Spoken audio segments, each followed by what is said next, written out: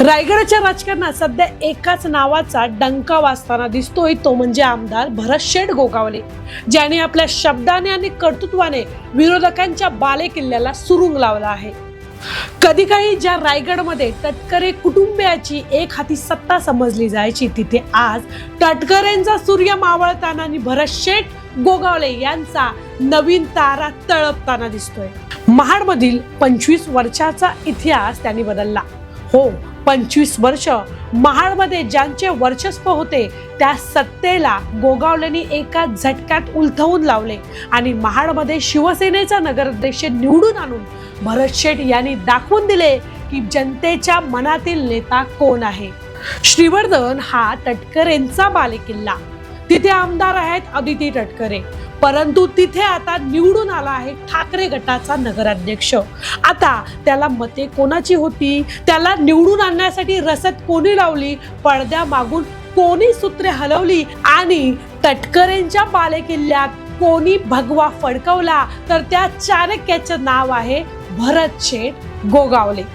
खोपोली असो, माथेरान असो की महाड, जिथे जिथे गोगावलेंनी लक्ष घातले तिथे तिथे शेठचा विजय झाला.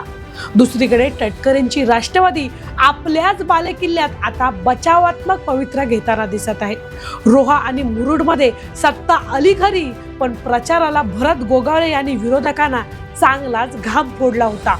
बालेकिल्ले कोणाचेही असोत, आता तिथे कोणाचा भगवा फडकणार हे फक्त एकच निश्चित करणार, ते म्हणजे भरतशेठ गोगावले. आता फक्त आमदारकी नाही तर खासदारही आमदार भरतशेठ गोगावलेच होणार, असा ठाम विश्वास जनतेमधून येत आहे. त्यामुळे आता जनतेच्या मनातील भावना स्पष्ट आहे. जो लोकांच्या सुखदुःखात धावून जातो, जो आपल्या कार्यकर्त्याला खरी ताकद देतो, जो जिल्ह्याचा विचार करतो, त्याच्याकडेच आता पालकमंत्री पद देखील गेलं पाहिजे, अशी जनतेमध्ये चर्चा सुरू आहे. आणि ही जनतेची मागणी नाही तर जनतेचा कौल आहे. तटकरी कुटुंबियाची आता राजकीय पकड ही ढिली होत चालली आहे. रायगडचा नवा किंग मेकर म्हणून भरत गोगावले यांच्याकडे पाहिले जात आहे.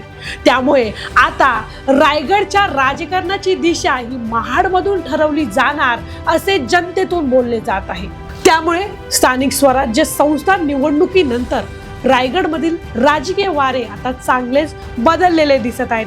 आता हा बदल जनतेच्या फायद्याचा ठरतो की तोट्याचा, हे येणारा काळच ठरवेल. धन्यवाद.